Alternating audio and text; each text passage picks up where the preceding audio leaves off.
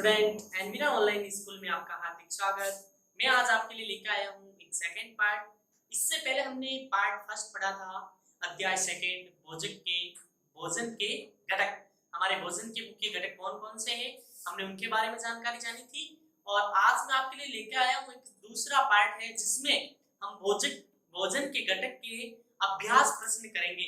अगर आप इस चैनल पे नए हैं तो प्लीज प्लेलिस्ट में जाके इसका पहला पार्ट जरूर देखें, जिससे ये पार्ट समझने में आपको कोई दिक्कत नहीं होगी। यानी हम पहला क्वेश्चन करने जा रहे हैं। पहला क्वेश्चन आपको पूछा गया है कि हमारे भोजन के मुख्य पोषक तत्वों के नाम लिखिए। जब हमने चैप्टर पढ़ा था तो भोजन के मुख्य घटक में मैंने लिखवाया था थ्योरी के रूप में उनके मुख्य घटक कार्बोहाइड्रेट, प्रोटीन, वसा, जल इत्यादि। तो यही क्वेश्चन पूछा गया है कि हमारे भोजन के मुख्य घटक। तो आंसर लिख रहा हूं मैं, हमारे भोजन के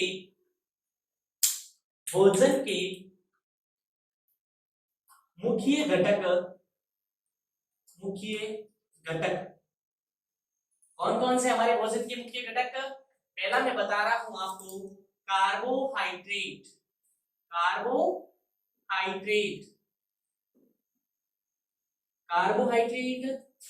वसा, प्रोटीन, खनिज लवण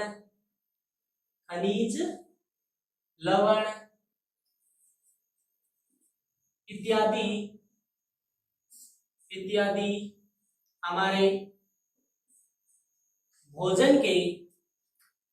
हमारे भोजन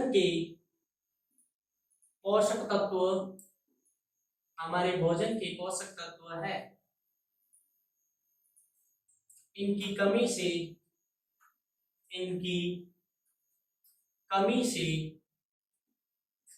हमारे शरीर में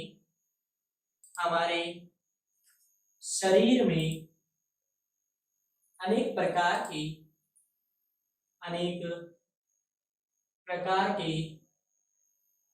प्रकार के रोग हो जाते हैं। यानी इनकी कमी से हमारे शरीर में अनेक प्रकार के रोग हो जाते हैं। और ये क्वेश्चन इंपॉर्टेंट है। भोजन के मुख्य घटक कार्बोहाइड्रेट, वसा, प्रोटीन, खनिज लवण आदि ये भोजन के मुख्य पोषक तत्व होते हैं। अगर ये नहीं होते हैं तो हमारा भोजन है जो संतुलित आहार नहीं होता है, क्योंकि उनमें पोषक तत्वों की क्या हो जाती है, कमी हो जाती है। यानी जिनमें ये मुख्य रूप से पोषक तत्व नहीं होते हैं वो असंतुलित आहार कहलाता है, यानी संतुलित आहार नहीं कहलाता है। आगे क्वेश्चन पूछा गया है आपको, निम्नलिखित के नाम लिखिए। यानी आपको कथन दे रखे हैं और उनमें उनके सामने उनके नाम लिखने, यानी परिभाषा के रूप में पूछा गया क्वेश्चन है कि पोषक जो मुख्य रूप से हमारे शरीर को ऊर्जा देते हैं। अभी हमने पढ़ा जो मुख्य भोजन के घटक होते हैं कार्बोहाइड्रेट वगैरह, अगर वो होंगे तो हमारे शरीर में संतुलित आहार होगा, और संतुलित आहार होगा तो हमारा शरीर एनर्जेटिक होगा, यानी ऊर्जावान होगा, हम किसी भी कार्य को आसानी से कर पाएंगे। तो यही उससे रिलेटेड पूछा गया है कि पोषक जो मुख्य रूप से हमारे शरीर को ऊर्जा देता है उन्हें क्या कहते हैं, कार्बोहाइड्रेट।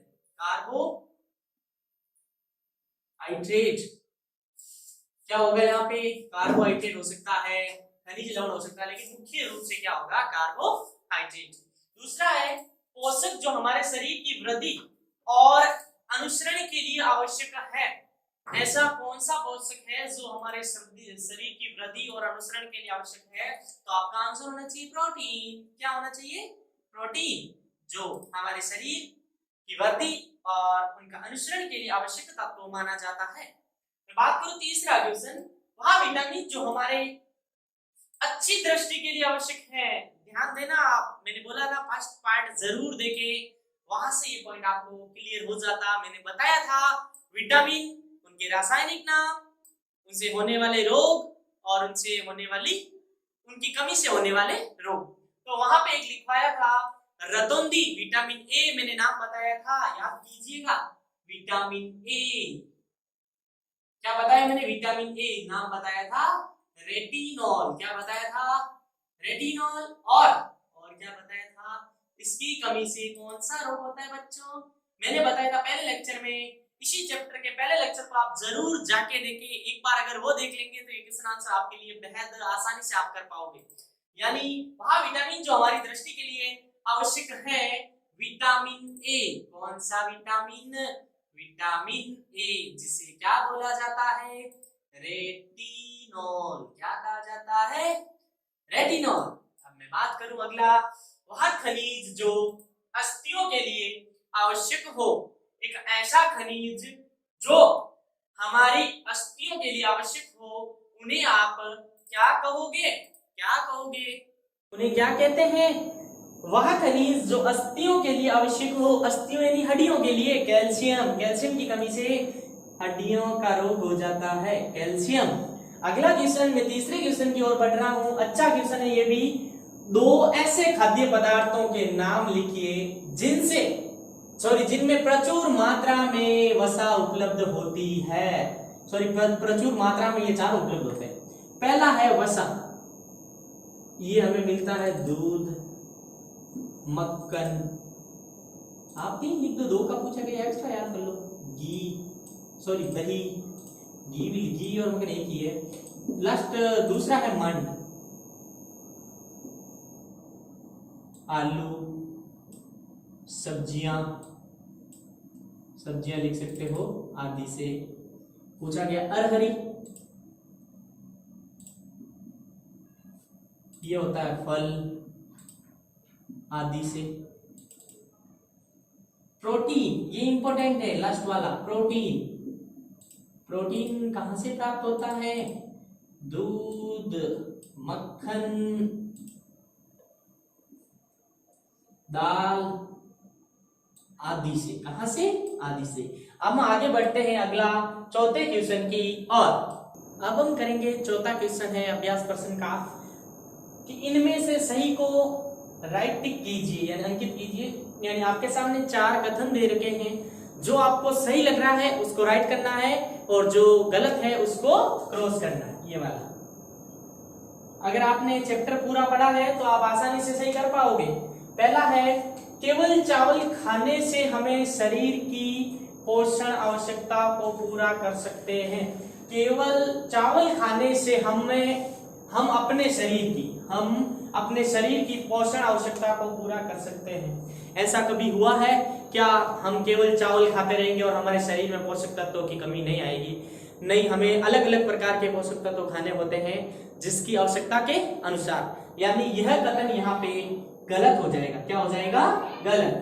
दूसरा है, संतुलित आहार खाकर अभावजन्य, यानी हमने पढ़ा था अभावजन्य रोग को अभावजन्य रोगों की रोकथाम की जा सकती है। अगर आप हमेशा संतुलित आहार करोगे तो आपको किसी भी प्रकार का रोग नहीं होगा, क्योंकि आप अपने खाने का ध्यान रखते हो, यानी क्या चीज खानी चाहिए किस समय। यानी आप मैं बात करूं तो संतुलित आहार। अब जब व्यक्ति संतुलित आहार करेगा, और हम जानते हैं कि संतुलित आहार में पोषक तत्व होते हैं, तो किसी भी प्रकार का कोई रोग नहीं होगा। यानी यह कथन क्या है? राइट है। शरीर के लिए संतुलित आहार में नाना प्रकार, यानी अलग अलग प्रकार के खाद्य पदार्थ होने चाहिए। तो मैंने बताया था कि संतुलित आहार में अलग अलग प्रकार के पोषक तत्व होने चाहिए, यानी यह कथन भी क्या है? सत्य है। लास्ट कथन है, शरीर को सभी पोषक तत्व उपलब्ध कराने के लिए मांस पर्याप्त है। आप खुद अगर पूरा वीडियो देखा है पिछला तो बता सकते हो, जरूरी नहीं है मांस, हर प्रकार की चीज हमारे लिए पोषक तत्व बन सकती है। यानी केवल मांस से हम सभी प्रकार के पोषक तत्व उपलब्ध नहीं कर सकते, यानी यह कथन होगा यहाँ पे गलत। तो इस प्रकार हमने चार कथन किए।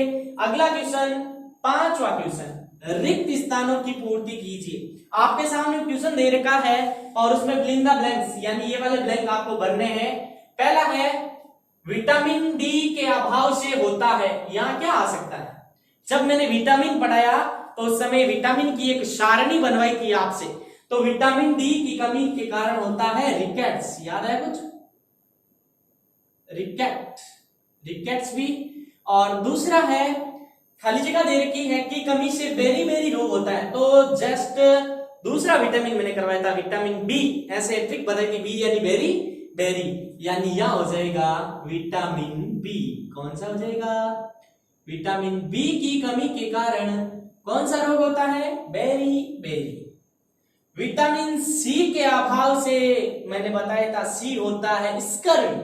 कौन सा रोग होता है? स्कर्वी। और यह भी बताया था इसका मुख्य स्रोत, विटामिन सी का मुख्य स्रोत आंवला होता है। कौन होता है? आंवला। हमारे भोजन में खाली जगह दे रखी है के अभाव से होता है। हमारे भोजन में प्रोटीन के अभाव से क्या हो सकता है? रोग हो सकता है, या हमारे भोजन में पोषक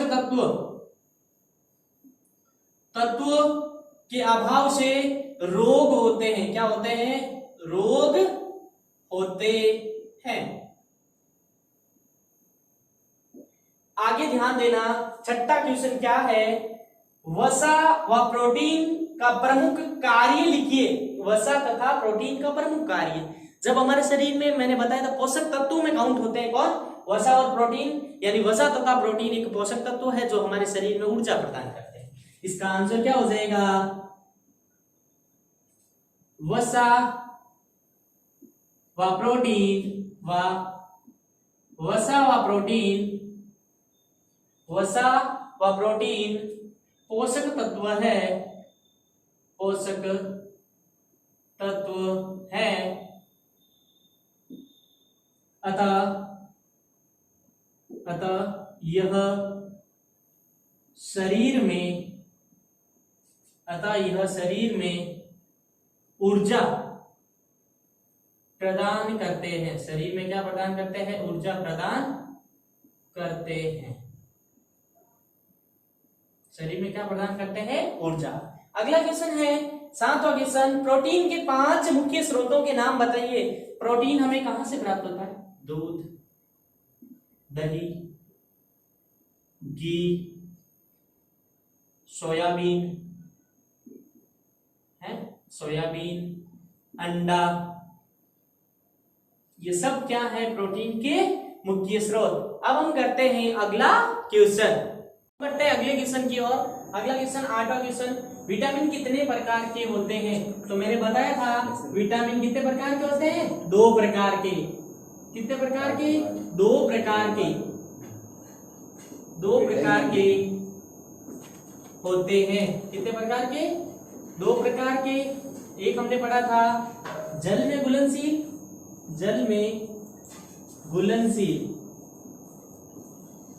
और दूसरा हमने पढ़ा था वसा में घुलनशील।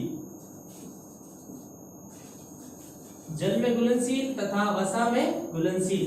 तो हमने वसा में घुलनशील पढ़े थे A, D, E, K, और जल में घुलनशील है B व C। तो विटामिन 2 प्रकार के होते हैं, एक होता है जल में घुलनशील और एक होता है वसा में घुलनशील। अब पढ़ते हैं 9वां क्वेश्चन, रुक्षांश क्या है?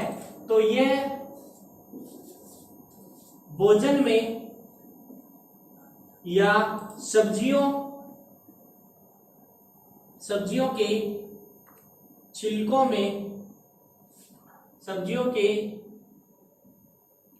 में पाया जाने वाला कार्बोहाइड्रेट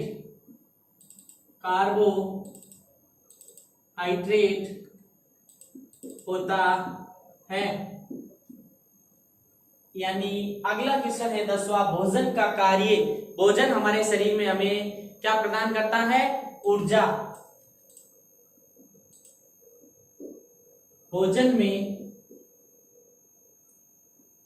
में मुख्य पोषक तत्व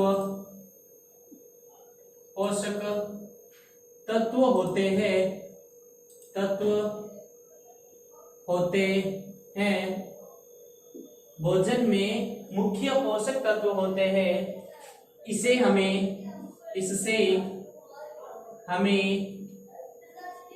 ऊर्जा मिलती है। 11वां क्वेश्चन, कौन से विटामिन हमारे शरीर में सूर्य के प्रकाश से प्राप्त होता है? यानी ऐसा कौन सा विटामिन है जो सूर्य के प्रकाश से प्राप्त होता है? हमने पढ़ा था विटामिन डी। कौन सा पढ़ा था? Vitamin D. कौन सा? विटामिन डी, जो हमें कहां से प्राप्त होता है? सूर्य के स्रोत से। इसकी कमी होने पर हमें छोटे बच्चों में रिकेट्स रोग हो जाता है। कौन सा विटामिन भोजन पकाते समय आसानी से नष्ट नहीं होता? अच्छा क्वेश्चन में से काउंट होता है। एक विटामिन है जिसे विटामिन सी कहा जाता है। विटामिन सी, विटामिन सी है जो भोजन को पकाते समय भी नष्ट नहीं होता है। तो बच्चों, आज की इस क्लास में हमने अध्याय सेकंड भोजन के मुख्य घटक क्या होते हैं उनके अभ्यास प्रश्न किए हैं। मुख्य रूप से 7 प्रश्न थे। 8, 9, 10, 11 टोटल कितने प्रश्न थे? 12 प्रश्न किए। अगर आप एनवीरा ऑनलाइन स्कूल पे नए हैं तो चैनल को सब्सक्राइब कीजिए। धन्यवाद।